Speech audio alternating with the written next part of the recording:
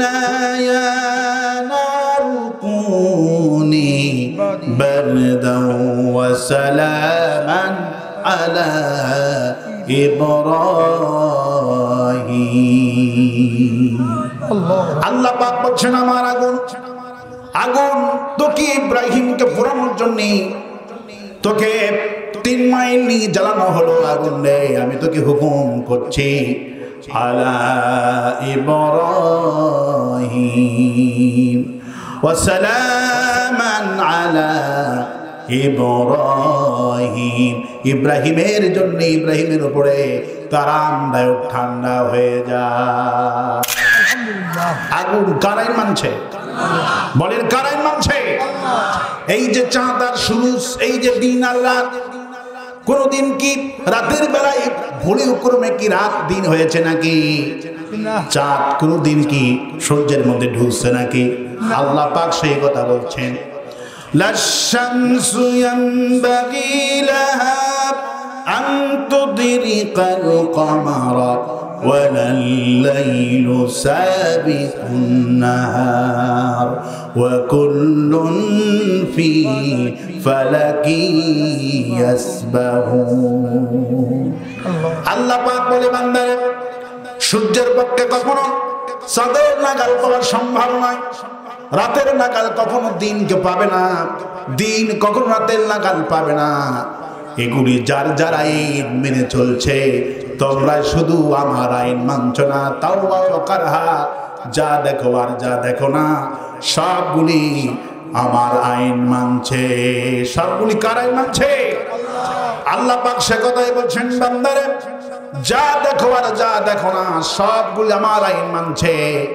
তোমরা এত অকৃতজ্ঞ। আল্লাহ পাক আবার বলছেন, কুতিলাল ইনসানু মা আকফারা, ধ্বংস হয়ে যা তোরা, তোদের মতো অকৃতজ্ঞ, তোদের মতো নিমুখারাম এই পৃথিবীতে আর কেউ নাই। তোরাই শুধু আমার আইন মানিস না, সবাই কার আইন মানছে? আল্লাহ। আল্লাহ পাক আরো দৃষ্টান্ত দিচ্ছেন, সাগরের দিকে যা, সাগরের মধ্যে গত বছরে আটলান্টিক মহাসাগরের মধ্যে মিষ্টি পানির একটা নদী পাওয়া গেছে 250 মাইল লম্বা। আল্লাহ আল্লাহ আকবার বলবেন না? আল্লাহ পাক বলছেন, মিষ্টি পানি আর নোনা পানি একই নদীর মধ্যে চলাফেরা করছে। মারাজাল বাহরাইনি ইয়ালতাকিয়ান বাইনাহুমা বারজাখুন লা ইয়াবগিয়ান। সমুদ্রের দিকে তাকাও, পরস্পর দুই ভাইয়ের মতো মিলিত হয়ে যায়। মিষ্টি পানি আর লবণাক্ত পানি পাশাপাশি আল্লাহ পাক বলছেন মিলিত হয়ে যাচ্ছে, কিন্তু কোনোদিন পাটিসন্ধ লাগে না। মিষ্টি পানির কোনো ক্ষমতা নাই, লবণাক্ত পানির মধ্যে ঢুকি আর লবণ পানির কোনো ক্ষমতা নাই। মিষ্টি পানির মধ্যে ঢুকি, ওরা আমার আইন মেনে চলছে। আমি নিজের চোখে দেখেছি, আমার ভক্তরা সুন্দরবনে যখন নিয়ে গেলেন আমারে বলে, হুজুর ওই যে সাইড দেখা যায়, ওই সাইড দিয়া লবণাক্ত পানি আর এই দিয়া মিষ্টি পানি, কোনো পাটিশন নাই। আল্লাহ বলেন, চাঁদ আর সূর্য, রাত আর দিন, নদীর পানিগুলি আমার আইন মেনে চলছে। তোমরা নেমুখারামের গোষ্ঠী, তোমরাই শুধু আমার আইন মানো না। আমরা আল্লাহর আইন মানছি না। আপনার এই জিহ্বা যে আছে, এই যে ছোট্ট জিহ্বা, এই জিহ্বাটা আইন মানে কার? জিহ্বায় যদি রাম রূপালী দিয়ে বলেন তুই ফজলি বল, জীবনে ফজলি বলবে না। রূপালীর যে ঘ্রাণ, যে স্বাদ, জিহ্বা বলে দিবে এটা রূপালী, ঠিক কিনা বলো? জিহ্বায় যদি লবণ দেন, দিয়ে যদি বলেন আমি মিষ্টি খেতেছি, কোনোদিন বলবে না। লবণ দিলে লবণ বলে দিবে, মিষ্টি দিলে মিষ্টি বলে দিবে। হাজার হাজার রকমের ঘ্রাণ আল্লাহ পাক স্বাদ জিহ্বার মধ্যে দিয়ে দিলে। জিহ্বা আপনার আইন মানে না, জিহ্বা আইন মানে কার? আল্লাহ। আপনার নাক তো আপনার আইন মানে না। বাথরুমে গেলেন, বাথরুমে যাওয়ার পর যদি বলেন এই বাথরুম, এই না আমি দেশের মন্ত্রী, আমার কথা মতো যা খুশি তাই হয়, গোটা চাবাই নবাবগঞ্জের মানুষ আমার কথায় ওঠে আর বসে, খবরদার না, আমার নাকে গন্ধ লাগতে পারবি না, না বলবো আমি তোর আইন মানি না। ঠিক কিনা বলেন? বাথরুমে গেলে মন্ত্রীর জন্য কি গন্ধ লাগা বন্ধ হয়? না কায়েন মানে কার? কার আইন মানে? জিহ্বা কার আইন মানে? আপনার দাড়িটা, আপনার দাড়ি ওটা শুরু করলো, বললেন তোরে কলপ দিয়া দিব, কালো করবো তোরে। দাড়ি বলে কলপ করবি কিন্তু গোড়ার কালো করতে পারবি না, আমি সাদা হয়ে যাব। আপনার যার অঙ্গ প্রত্যঙ্গ আছে সবগুলি কার আইন মানছে? আমরা কার আইন মানছি? শয়তানের। আল্লাহ পাক সেই কথাই বলছেন, আমার দল বাদ দিয়ে আমার আল্লাহর দলের নাম কি? ইসলাম। আল্লাহর দলের নাম কি? আল্লাহ পাক সে কথা বলছেন, ইন্নাদ-দীনা ইনদাল্লাহিল ইসলাম। আমার একটা দল বানিয়েছি বান্দারে, আমার দলের নাম হলো ইসলাম। ইসলাম আছে যেখানে মারামারি সেখানে, ইসলাম আছে সেখানে মারামারি, সেখানে হরতাল, সেখানে যুদ্ধ। ইসলাম করবেন না, আপনাকে কেউ ধরবে না। ইসলাম হলো মূল সংঘর্ষ। ইন্নাদ-দীনা ইনদাল্লাহিল ইসলাম। একটা দল আছে, দলের নাম ইসলাম।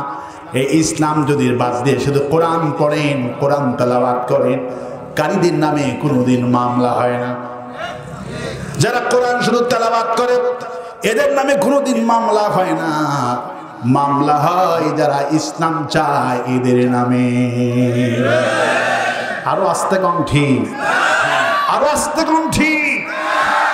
আমার ভাইয়েরা, আজকে আমরা কোরআন শুনবো। কি শুনবো? কোরআন শুনবো অমরের মতো। কার মতো কোরআন শুনবো? অমরের মতো কোরআন শুনবো। কানার মতো কোরআন, কানার মতো কোরআন শুনবো না, ঠসার মতো কোরআন বলবো না। এক মসজিদে ইমাম হলো ঠসা আর কানা হলো মুসল্লি। কানাকে? কানা হলো মুসল্লি। কানা মসজিদে গিয়েছে নামাজ পড়ার জন্য, আর ঠসা হলো ইমাম।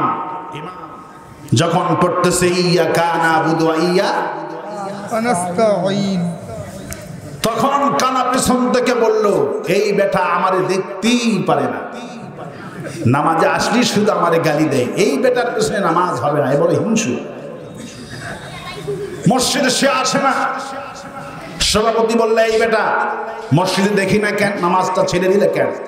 বলল, চাচা এই ইমাম না পাল্টান পর্যন্ত মসজিদে যাব না। কারণ? বলল, এই বেটা আমারে দেখতেই পারে না, যখনই যায় শুধু আমারে গালায়। কি করে? আমারে গালায়। কয়, বাবা তোরে গালাবি না, তুই আয়। আবার মাগরিবের সময় হাজির হলেন, অমনি আবার সূরাতুল ফাতিহা পড়া শুরু করলেন। যখনই এই জায়গাতে গেছে ইয়্যাকা না'বুদু ওয়া ইয়্যাকা নাস্তাঈন, তখন কানা চিন্তা করলো বিগত দিনে কয়েকদিন গালিগালাজ করেছে, আর যদি গালায় আর একদিন আমার একদিন।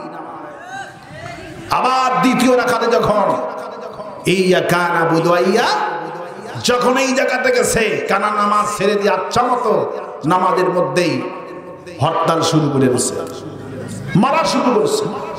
ঠসা নামাজ ছেড়ে দিয়ে চিৎকার মেরে বলে, আমারে বাঁচাও। মুসল্লি এগিয়ে আসলেন, নামাজ বিচ্ছিন্ন হয়ে গেল। মাগরিবের পর ইশারের সময় বড় একটা আলেমকে নিয়ে আসলেন মীমাংসা করার জন্য। কানার খোরা নামাজের মধ্যে ভীষণ কিনাকিলিয়া মারামারি। বড় আলেমকে নিয়ে আসা হলো। বড় আলেম বলছে, এই কানা তুই ইমামকে মারছিস কেন? ইমাম কয়, ইমামকে বলা হলো, ইমাম তুই কি মারছিস? তুই কি? কানা বলে, আমি মারবো না কেন, সে তো আমারে গালিগালাজ করে। কানা বলল, তোকে কি গালিগালাজ করেছে? বলল, আমাকে সে বলেছে ইয়্যাকা না'বুদু ওয়া ইয়্যাকা।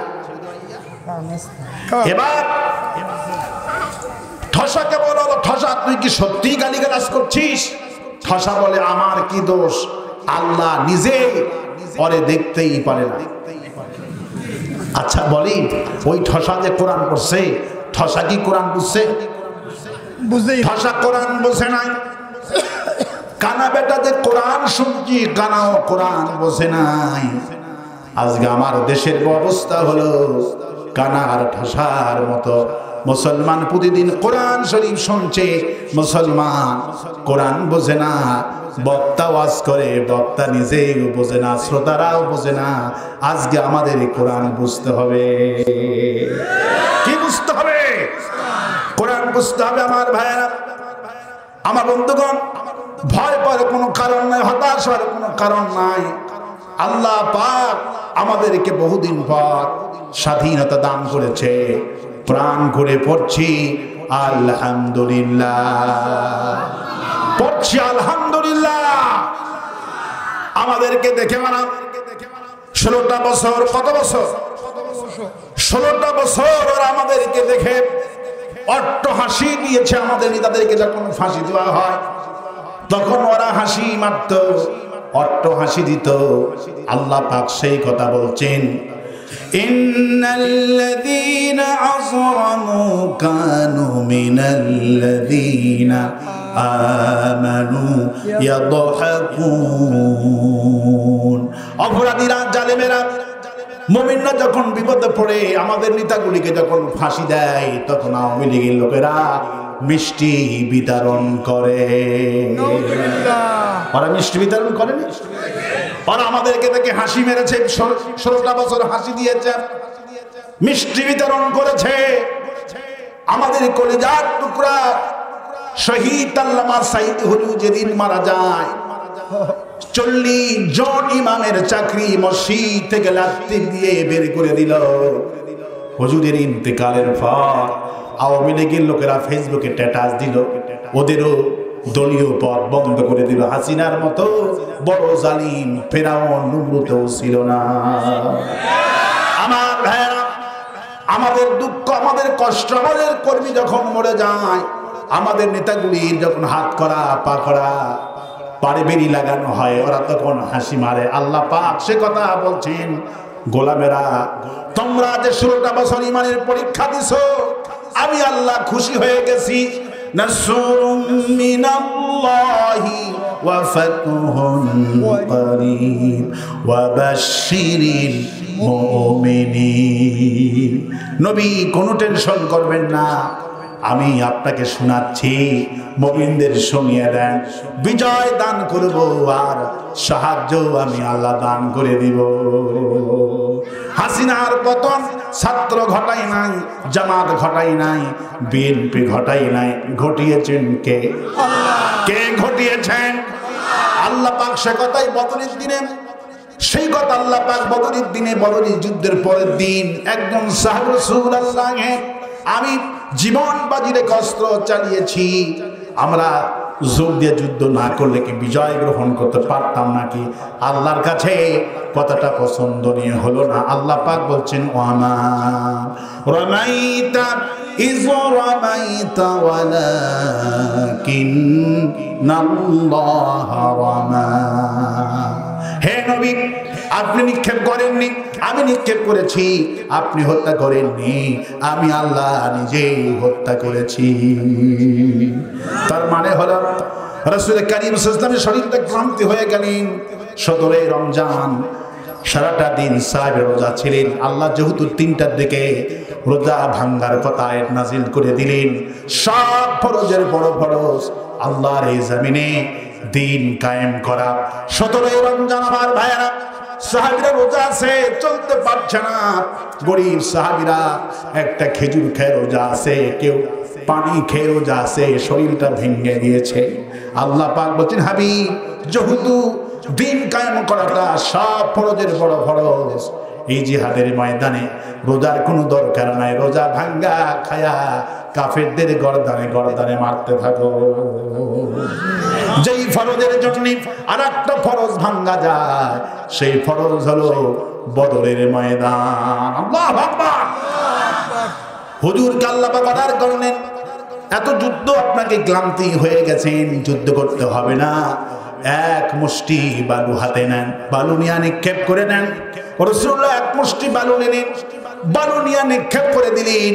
কাফেরদের চোখের মধ্যে বালুগুলি চলে গেল, ওদেরকে আহত হয়ে গেল, গ্রেফতার হয়ে গেল। 41 জন কাফের গ্রেফতার হয়ে গেল, ওরা চোখে দেখতে পারল না। আল্লাহ পাক সেই কথাই বলছেন, ওয়ামা রামাইতা ইয রামাইতা ওয়ালাকিন্নাল্লাহা রামা।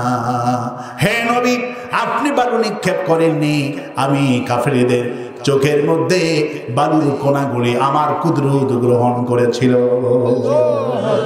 আপনি হত্যা করেননি, আমি আল্লাহ হত্যা করেছি।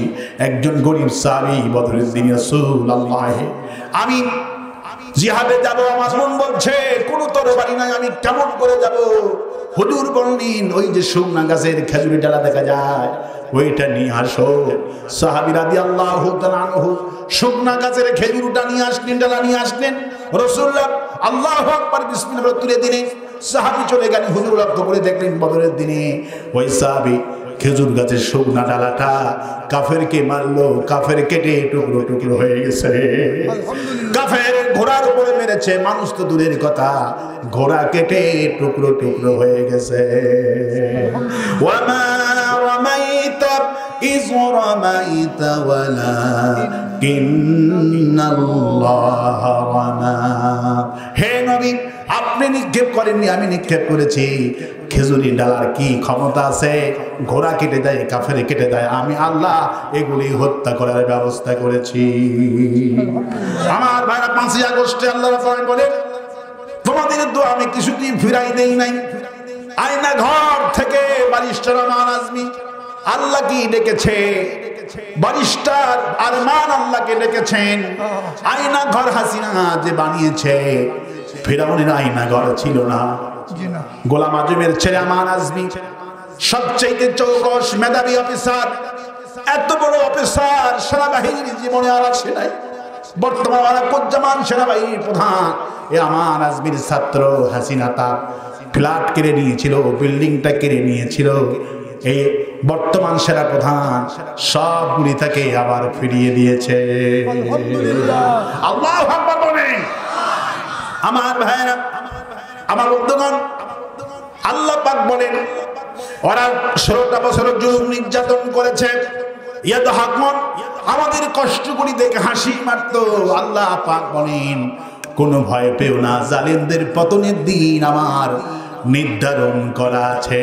1 সেকেন্ড আগ পাস হবে না, নির্ধারিত দিনেই পতন হবে। পতনের দিন নির্ধারণ করা আছে। কে বলছেন? আল্লাহ। কে বলছেন? আল্লাহ। আমার ভাইরা, আমার বন্ধুগণ, 5ই আগস্টের দিনে আল্লাহ পাক বলছেন হাসিনা 22 পদে রান্না করেছে। কত পদ? 22 পদে রান্না করেছে। সেনাবাহিনীর প্রধান 3 বাহিনীর প্রধানকে নিয়ে 11টার দিকে খাওয়ালো, জন্মের খাওয়ালো। খাওয়ানোর পর বলছে মিছিল আসতেছে, সন্ন্যাস চরমনায়ের পিঠ হুঙ্কার দিয়েছে গণভবন দখল করব। মামুনুল হক অর্জন দিয়েছে গণভবন দখল হবে। জামাত শিবির সব দলের লোকেরা হুঙ্কার দিয়েছে গণভবন দখল হবে। তোমাদের কাজকে চূড়ান্ত ভাবে পদক্ষেপ নিতে হবে, মানুষ মারতে হবে। সেনাবাহিনী প্রধান বলল আমার পক্ষে সম্ভব নয়। সাধারণ সেনাবাহিনী বিদ্রোহ ঘোষণা করে দিয়েছে, একটা মানুষ মারা যাবে না। সঙ্গে সঙ্গে পুলিশ বলল আমার পক্ষে সম্ভব নয়। সেনাবাহিনী যদি নিয়ন্ত্রণে না আসে আমাদের পক্ষে সম্ভব নয়। হাসিনা বলল তোমাদেরকে আমি 1000 কোটি টাকা দিব। সিপাহী বললেন স্যার যদি ওদের কথা চলে আমরা আপনাদেরকে ছাড়বো নাকি, আপনাদেরকে আমরা বিরাস ফায়ার করবো। সাধারণ সৈনিকের মধ্যে 2 ভাগ হয়ে গেল। আমার ভাইয়েরা, এমনি বিজয় হয়নি, এমনি বিজয় হয়নি। আল্লাহ পাক বলছেন সেনাবাহিনীর কলিজার মধ্যে আমি আল্লাহ ঈমান দিয়ে দিলাম, মানুষের পক্ষে ভালোবাসা ঢেলে দিলাম। যেমন ভালোবাসা ঢেলে দিয়েছিলেন মূসা আলাইহিস সালামের প্রতি। ফিরাউন যেই শিশুটার জন্য 1000 শিশু হত্যা করলো, আল্লাহ পাক বলে মূসা রে তোমাকে দেখা মাত্রই মহাব্বতান আমি ফিরাউনের কলিজার মধ্যে তোমার প্রতি ভালোবাসা ঢেলে দিয়েছি। আমার ভাইরা, আমার বন্ধুগণ, আল্লাহ পাক বলে বান্দারে কোনো ভয় পাবি না। তোদেরকে দেখেছে 16টা বছর চিৎকারি করেছে, ফাজলামি করেছে। ওয়াইজা মাররু বিহিম ইয়াতাগামাজুন, আর যখন মুমিনরা যেত মুমিনদেরকে দেখে তখন ওরা একে অপরকে চোখ মেরে মেরে কথা বলতো। হতো, এই যে রাজাকার গেল, ঠিক কিনা বলে? এই যে জামাত ইসলামের লোক গেল, মামুনুল হক গেল, চোখ মেরে মেরে কথা বলতো। আল্লাহ পাক বলছেন তোমাদের কি দিয়ে 16টা বছর তোমাদের কি দুঃখ কষ্ট দিয়েছে ওরা, তোমাদের যে কষ্ট দিয়েছে, ওরা যে টিটকারি করেছে, হাসাহাসি করেছে, তোমাদের অন্তরে অনেক কষ্ট আছে, আমি আল্লাহ জানি। তোমাদের কষ্টটা সামান্য একটু দূর করার জন্য আমি গণভবনের বিনোদনের ব্যবস্থা করে দিলাম। 5ই আগস্টে গণভবনের বিনোদন পৃথিবীর ইতিহাসের কোনো মানুষ দেখেনি। গণভবনের ইতিহাস, একটা রাজার বাড়ি এইরকম করে হরিলুট হয়, পৃথিবীর কোনো মানুষ দেখেনি। কেউ রান খায়, ঠিক কিনা? কেউ সাঁতার কাটে, কেউ বল খেলায়, কেউ মাছ খায়, কেউ ব্লাউজ, কেউ শাড়ি পরে, ঠিক কিনা বলে? আল্লাহ পাক বলে তোমাদেরকে যে 16টা বছর জ্বালাইছে, ফেসবুকের মাধ্যমে আল্লাহ দেখারও ব্যবস্থা করে দিলাম, যে দেখে সে একটু শান্তি পায়। আল্লাহ পাক বলেন ওয়াইদা রাআউহুম ক্বালু ইন্না হাউলাই লাদাল্লুন। এখন মুমিনেরা, আজকে মুমিনরা রাজাকাররা, যারা 16 বছর রাজাকার বলে গালি দিত মুমিনদেরকে, আল্লাহ পাক বলছেন আজ মুমিনরা ওদেরকে দেখে, ওদের দুঃখ দেখে, ওদের পলানো দেখে এরা এখন হাসি মারে। আমাদেরকে দেখুন হাসি মারে। বিশ্বাস করেন কণ্ঠ হলেই হবে না, কোরআনের দাওয়াত যদি সহিভাবে না দিত, সাইদির প্রতি এত ভালোবাসা হতো না। ইন্নাল্লাহা ইয়ারফাউ বিহাদাল কিতাব।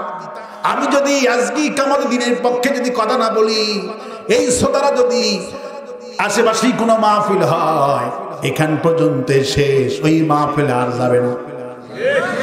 গোলাম আব্দুল সাহেব আসছিল, মিসাইল লাগাইছে দ্বিতীয় সাইদি, কিন্তু সাইদির বড় নাই, একটা দোয়া করলো না সাইদির জন্য, জামাত ইসলামের জন্য একটা কথা বললো না। এই বক্তা একটা প্রতারক, ঠিক কিনা বলো? যারা জামাত ইসলামের নাম ভেঙে খায়, জামাত ইসলামের কিছুই না, শুধু ওয়াজ করে, এগুলো আল্লাহর গজবে এমনিতে নষ্ট হয়ে যায়। আমার বন্ধুগণ, আমার ভাইয়েরা, শিবগঞ্জের মাটি খুবই আগুন মাটি।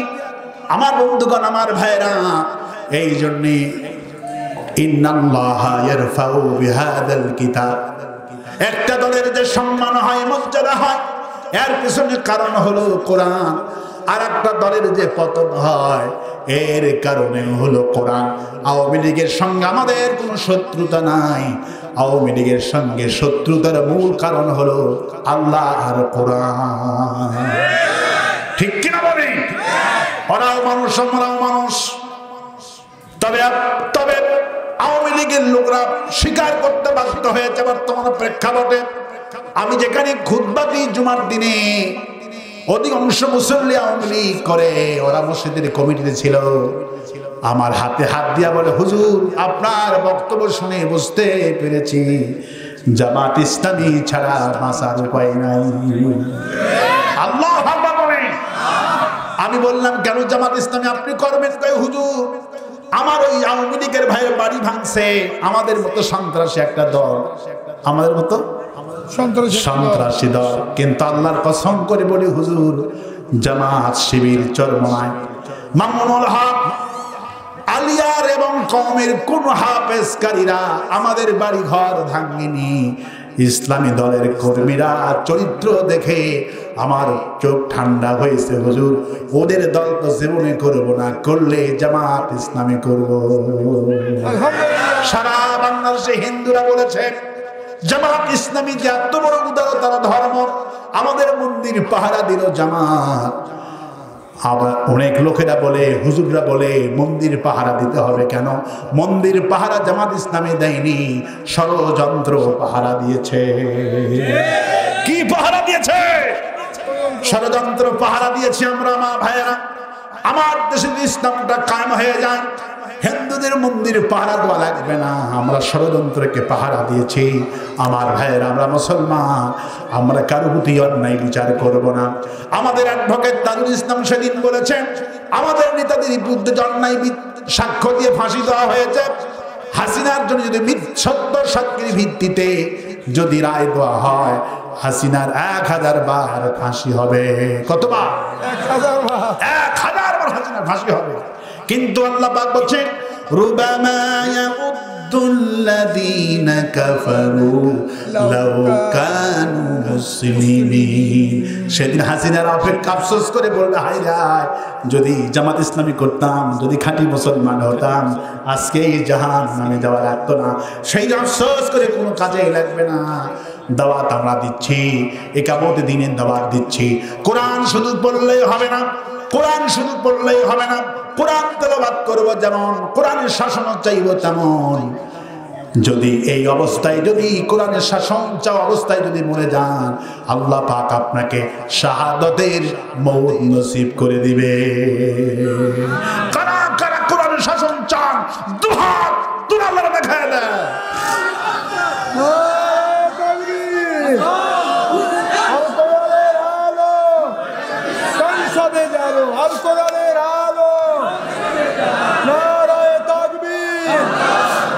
আলহামদুলিল্লাহ। আমার ভাইরা, আল্লাহ পাক বলেন, আমি কোরআন নাজিল করছি, প্রেক্ষাপটে কোরআন নাজিল করেছি 23টি বছর ধরে।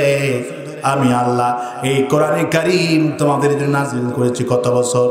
23 বছর। কত বছর? 23 বছর। 23টা বছর ধরে আমি আল্লাহ এই কোরআনে কারীম নাজিল করে দিয়েছি।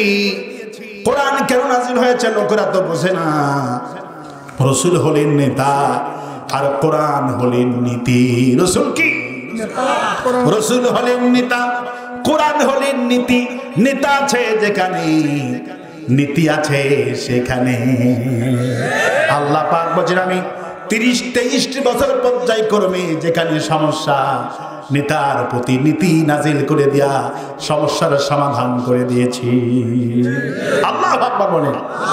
রাসূলুল্লাহ সকালবেলায় ঘুম থেকে ওঠার পর দরজার কাছে এসে একটা মহিলা ডাকাডাকি করছেন, রাসূলুল্লাহ, আমার নাম খাওলা, আমার স্বামী আমাকে তালাক দিয়েছে। কি দিয়েছে? তালাক দিয়েছে। কিভাবে তালাক দিল? রাসূলুল্লাহ সাল্লাল্লাহু আলাইহি ওয়াসাল্লাম, আমার স্বামী আমাকে বলছে তুমি আমার মায়ের মতো। কিসের মতো? সেই যুগে কুসংস্কার দিনই প্রথা ছিল, কেউ যদি বলতো তুমি আমার মায়ের মতো, তাহলে স্ত্রী তালাক হয়ে যেত। জি। খাওয়ালাম রাসূলুল্লাহর কাছে এসে কেঁদে বলে, রাসূলুল্লাহ, আমার সমাধানটা কি? আমি তো তালাক হয়ে গেছি। রাতের বেলা আল্লাহর ভয়ে স্বামীর কাছে আমি থাকি নাই, অন্য বাড়িতে রাত যাপন করেছি। আপনার কাছে এসে আমার স্বামীর ব্যাপারে বললাম। মা ঈসা বললেন, আমি একই ঘরের মধ্যে, খাওলা এক কোণায় আর আমিও এক কোণায়। রাসূলুল্লাহর কানে কানে খাওলা ফিস ফিস করে বলল, রাসূলুল্লাহ, আমার স্বামী আমাকে তালাক দিয়েছে, আমি কোথায় যাব? আমার সমাধানটুকু কি?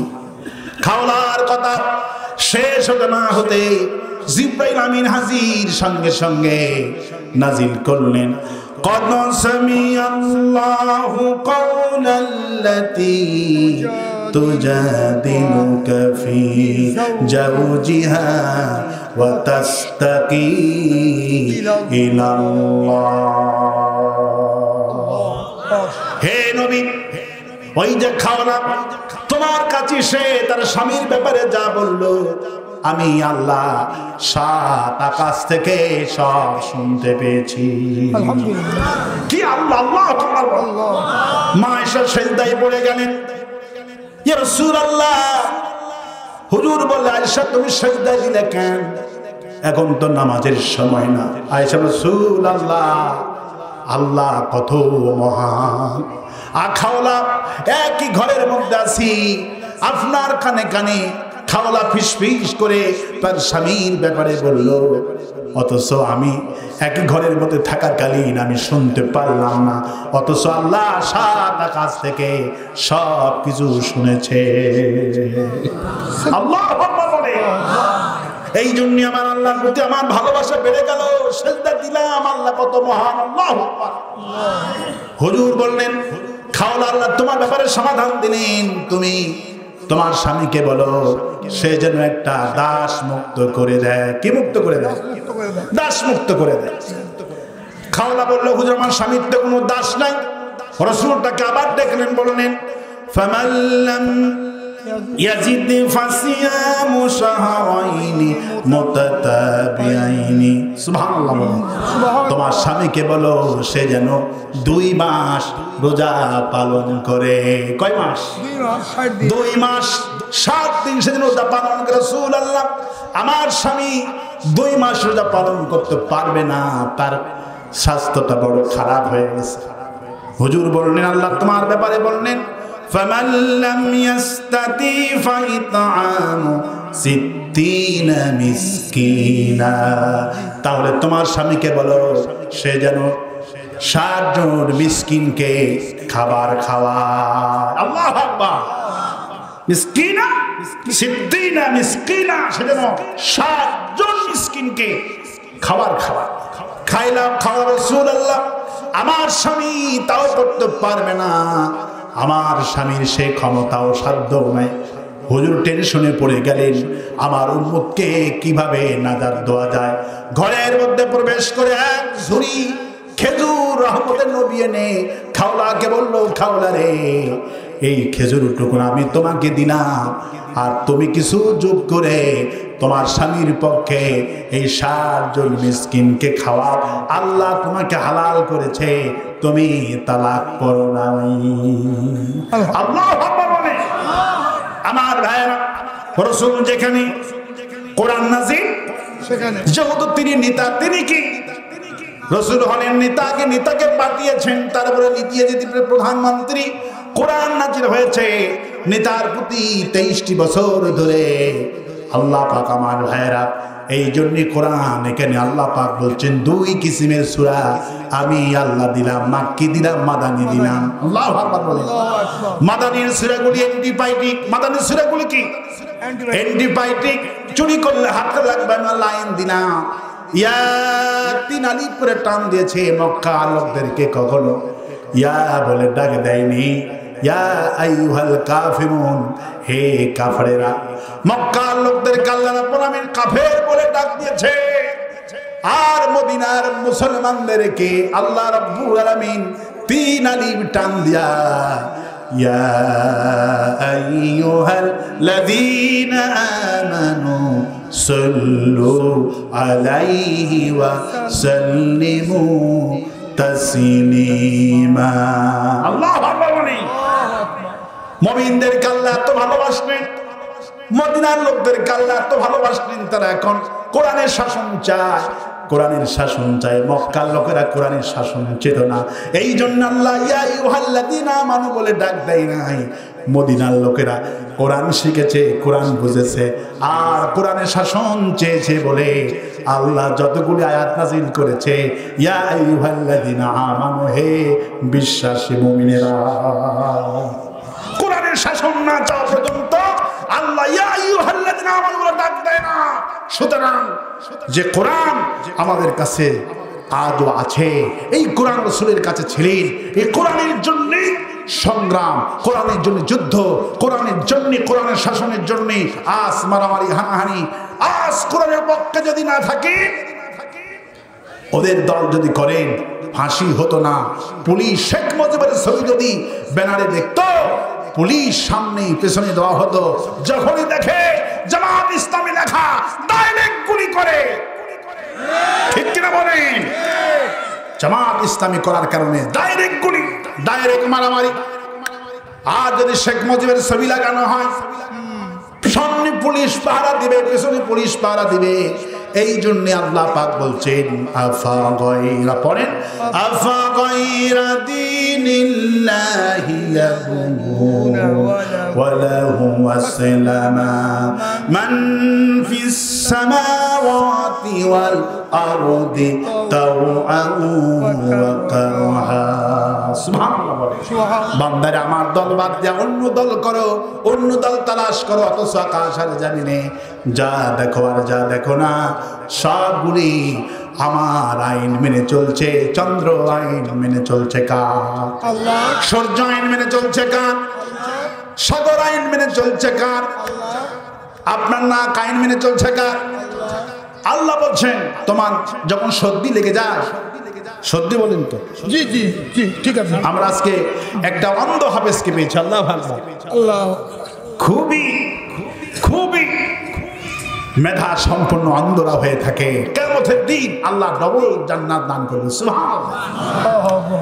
রাসূলুল্লাহ বললেন যাদের চোখটা কানা হয়ে যায়, যারা দিন কায়েমের জন্য হাত হারায় পা হারায়, আমিরে জামাত ডক্টর শফিকুর রহমান চিটাগাঙ্গে হাসপাতালে গিয়া একটা অন্ধ ছেলে ছাত্র, দুই চোখ হারা, চোখে চুমু খাচ্ছে ডক্টর শফিকুর রহমান, বলছে বাবা তুমি আন্দোলন করতে গিয়ে দুটি চোখ হারিয়েছো, তোমার কি আফসোস হয় না? ছেলে বলে হুজুর আমার কোনো আফসোস নাই, হাজার হাজার ভাইরা তো জীবনটাই দিয়ে দিল, আমার চোখের বিনিময়ে যে খুনি হাসিনার পতন হয়েছে আমার বড় তৃপ্তি হচ্ছে, কিয়ামতের দিন বলবো আল্লাহ আমার দুই চোখের বিনিময়ে জালেমের পতন হয়েছে। আমিরে জামাত চোখে চুমু খেয়ে বলল বাবা তোমাদের ঈমান দেখে আমি খুশি হলাম।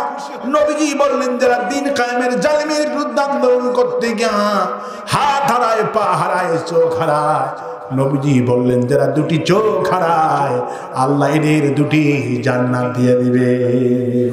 যারা দুটি হাত হারিয়েছে, দুটি পা হারিয়েছে, আল্লাহ রাব্বুল আলামিন এদেরকে আমরা তো একটা জান্নাত পাবো।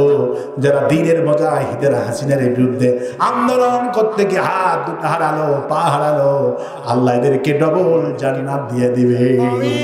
আর যারা অন্ধ, উম্মে মাকতুম রাদিয়াল্লাহু আনহু, অন্ধ মানুষ যার জন্য আল্লাহ ভালোবাসা নাযিল করলেন, অন্ধ সাহাবী, আল্লাহ এত ঈমান তার বেশি ছিলেন, আল্লাহ খুশি হয়ে গেলেন উম্মে মাকতুমের প্রতি, বিশ্বনবীর আপন শালক। আল্লাহু আকবার।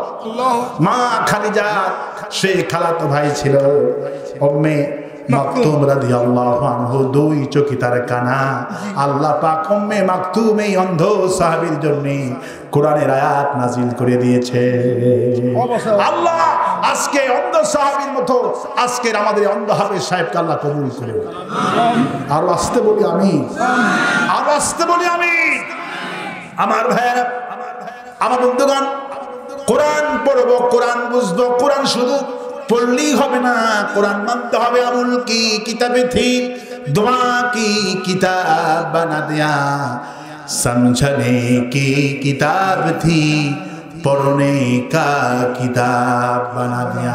যেই কোরআনটা ছিল সমাজ রাষ্ট্র পরিচালনা করার জন্য, আজ মরার পরে খতমের কিতাব বানাইছি। নিজে যদি কোরআন বিরোধী হয়ে পড়ে যান, তাম পৃথিবীর আলেমদের দোয়া আপনার কবরে যাবে না। এই জন্য নিজে কোরআন দিয়ে জীবন যাপন করবা। আল্লাহ বললেন আমি শুধু সূরা বাকারা 20 বছর ধরে তেলাওয়াত করেছি। আল্লাহু আকবার। আজকে আমরা রমজান মাসে কত খতম দিই মসজিদে হুজুরদের কাছে, হুজুর আমি এক খতম, আমার বিবি সে দেশে এক খতম, আমার নাতি এক খতম, শুধু খতম আর খতম। কোরআন খতমের জন্য আসেনি, কোরআন এসেছে আইনের জন্য। আল্লাহু আকবার বলেন। এটা হলো আইনের কিতাব। কিসের আইন? আইন কে দিয়েছে? আল্লাহ। দেশের আইন, রাষ্ট্রের আইন অমান্য করলে যদি রাষ্ট্রদ্রোহী মামলা হয়, যারা আল্লাহর কোরআনের বিরুদ্ধে অবস্থান করে, এরা হলো আল্লাহদ্রোহী, এদের বিরুদ্ধে মামলা হবে। রাসূল বলেন ক্বালার রাসূলু ইয়া রাব্বি ইন্না কওমি ইত্তাখাযু হাযাল কুরআনা মাহজুরা। কিয়ামতের দিন যারা কোরআনকে ক্ষমতাই দিতে চায় নাই, যারা কোরআনের শাসন চাই নাই, মাহজুরা, কোরআনকে পরিত্যক্ত ঘোষণা করেছে, আমি এই লোকদের বিরুদ্ধে মামলা করব। আমার চাচার বিরুদ্ধে আমি মামলা করব, আমার কম নেতাদের বিরুদ্ধে মামলা করব। সেই যুগের রাসূলুল্লাহ মামলা করবেন সেই যুগের নেতাদের বিরুদ্ধে। আর আমার দেশে শহীদ কামরুজ্জামান, শহীদ নিজামী, শহীদ সাইদি হাসিনার বিরুদ্ধে মামলা দায়ের করবে। আল্লাহ 13 বছর আমাকে তোমার কোরআন শরীফে তাফসীর করতে দেয়নি, মাহজুরা, ওরা কোরআনকে ঠাট্টা বস্তু বানিয়েছে। আমার বন্ধুগণ, আমার ভাইয়েরা, এই জন্যে নামাজ পড়বো কার জন্যে? রোজা করবো কার জন্যে? হজ করবো কার জন্যে? বউকে পিটাবো কার জন্যে? আল্লাহর জন্য। খবরদার বউ পিটাবেন না। রাসূলুল্লাহ বলেন খায়রুন নাস আহলিহি, ওই মানুষ ভালো মানুষ যেই তার বিবির কাছে ভালো। সুবহানাল্লাহ। কথাটা কোন বলে? হুজুর বলেন আমি আমার বিবিদের কাছে উত্তম ব্যক্তি, যে ব্যক্তি বিবির কাছে উত্তম হবে আল্লাহ পাক বলল আমি তাকে জান্নাত দিয়ে দিব। আল্লাহ আকবার বলেন। বিবিকে ভালোবাসবে, শুধু বিবির খেদমত দেবেন না, বিবির খেদমত করবেন। ওসমান রাদিয়াল্লাহু আনহু বদরের যুদ্ধের দিনে, কি কঠিন যুদ্ধ, 313 জন সাহাবী, অস্ত্র নাই, না খাওয়া। ওসমান রাদিয়াল্লাহু আনহু সকাল বেলায় কাঁদতে কাঁদতে হাজির, হুজুর আমি জিহাদে মনে হয় যেতে পারবো না। কেন ওসমান, কি হয়েছে? আপনার কলিজার টুকরা নিয়ে আমার স্ত্রী রাত থেকে ভীষণ অসুস্থ হয়ে পড়েছে। সকাল বেলায় বদলে যাব বড় আশা ছিল হুজুর, কিন্তু আমার বিবি আপনার কলিজার টুকরা কন্যা অসুস্থ হয়ে গেছে, আমি কি করব? হুজুর বলে ওসমান দেখি তোমার জন্য কি ফয়সালা হয়। একটু পরে জিবরাইল হাজির, আসসালামু আলাইকা ইয়া রাসূলুল্লাহ, আজকে কোরআনের জন্য প্রথম যুদ্ধ, কুমু বিনাইলাল জান্নাতি আরদুহা কাদিস সামাওয়াতি ওয়াল আরদ। কে বদরে যাবে আমার সাথে জিহাদে? বদরের মাঠ না, ওটা হলো জান্নাতের ময়দান। যে ব্যক্তি বদরে যাবে, এই বিশাল বড় আকাশ আর জমিনের চাইতে বড় জান্নাত আল্লাহ তাকে দান করে দিবে। এমন গুরুত্বপূর্ণ যুদ্ধ। একটু পরে জিবরাইল হাজির, হুজুর ওসমানকে বলেন সে যদি বিবির খেদমত করে, অসুস্থ বিবির যদি খেদমত করে, আল্লাহ আমাকে বললেন জিহাদে যাওয়া লাগবে না, জিহাদ করে যে সওয়াব পাবে, ওসমান যদি বিবির খেদমত করে আল্লাহ সমপরিমাণ সওয়াব আল্লাহ ওসমানকে দান করে দিবে। ওসমান একটু পর হেঁটে যাচ্ছেন, সুসংবাদ পেয়ে হুজুর আবার ডাকলেন, ওসমান তোমার জন্য আরো খুশ খবরে হলো, গনিমতের মাল, কাফেরদের যত টাকা পয়সা, ঢাল তরবারি আমরা পাবো, গনিমতের মাল বলা হয়। আল্লাহ বলছেন সব সাহাবীরা যেইভাবে গনিমতের মাল পাবে, ওসমান বিবির খেদমত করার কারণে জিহাদেরও সওয়াব পাবে, গনিমতেরও ভাগ পাবে। আল্লাহু আকবার বলেন। এইটা কেন হয়েছে? বিবির খেদমত করার জন্য। আল্লাহু আকবার বলেন। হুজুর বলল আমি নিজে বিবিকে ভালোবাসি।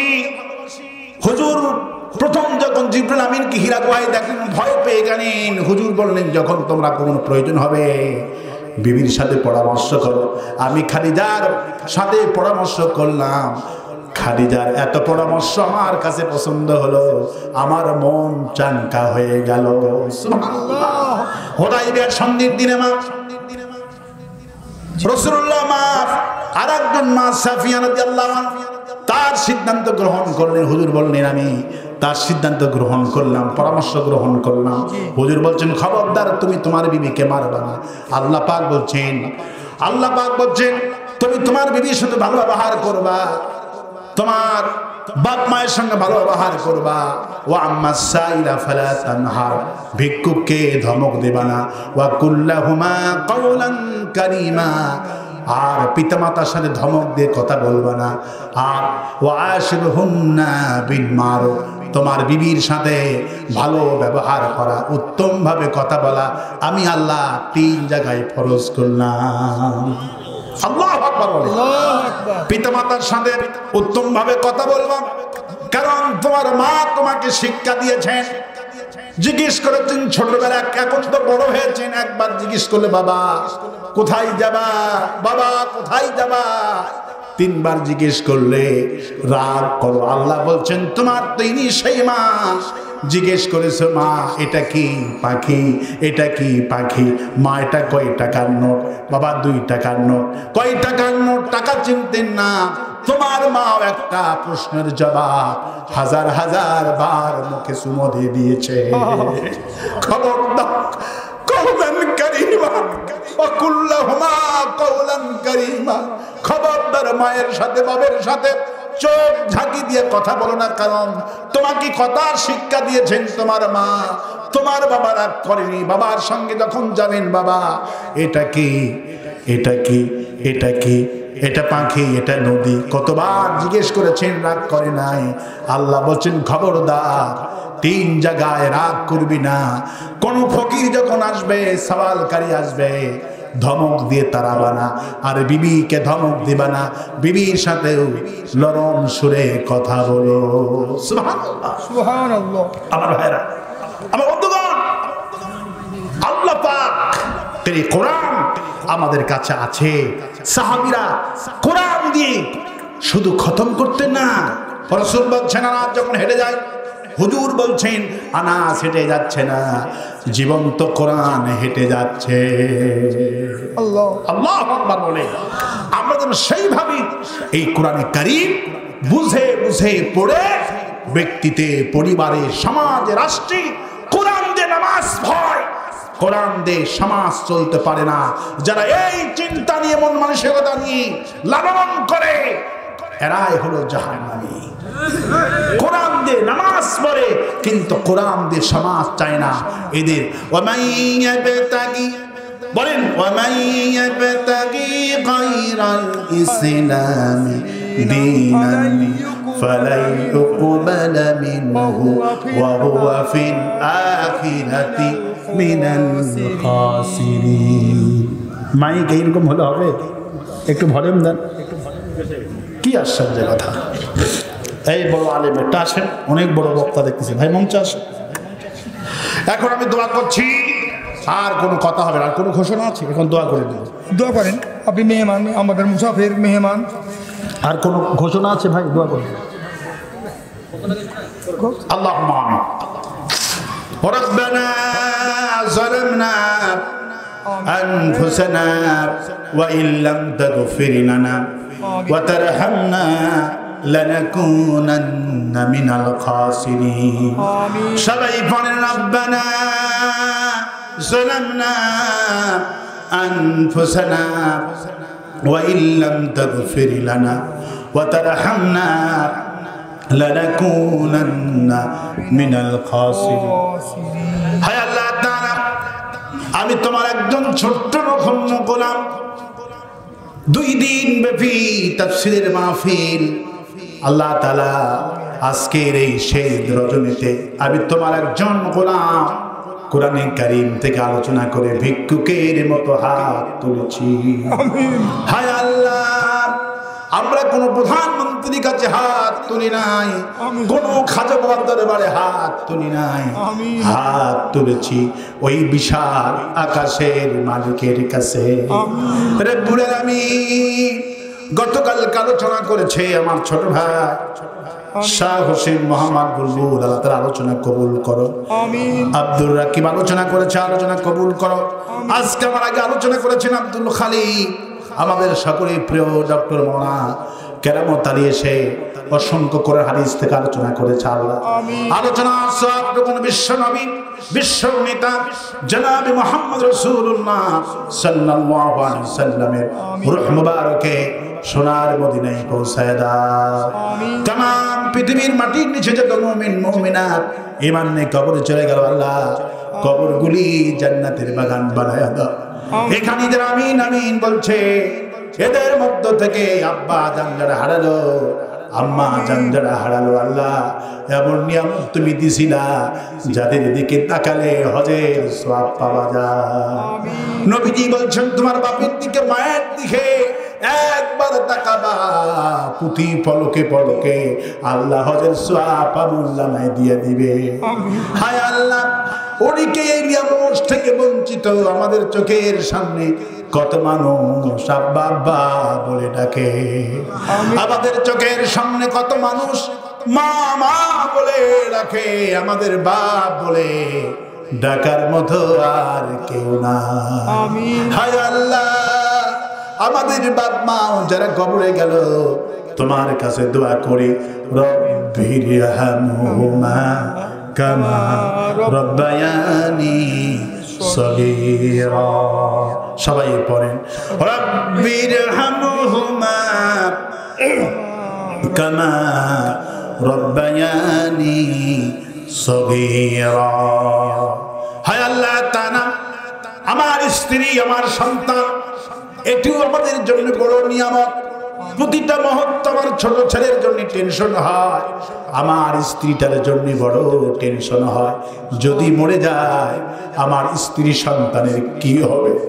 ওমর রাদিয়াল্লাহু আনহু তো জান্নাতি সাহাবী, আমিন। দোয়া করতেই কেঁদে কেঁদে বলতেন, হায় আল্লাহ, আমি যদি মরে যাই আমার স্ত্রী তো বিধবা হয়ে যাবে, আমি যদি মরে যাই আমার সন্তানগুলো এতিম হয়ে যাবে। রব্বুল আলামিন আমার স্ত্রী আর আমার এতিম সন্তানকে তুমি এমন পরিমাণ সম্পদ দিও যাতে করে মানুষের কাছে হাত পাতানো না লাগে।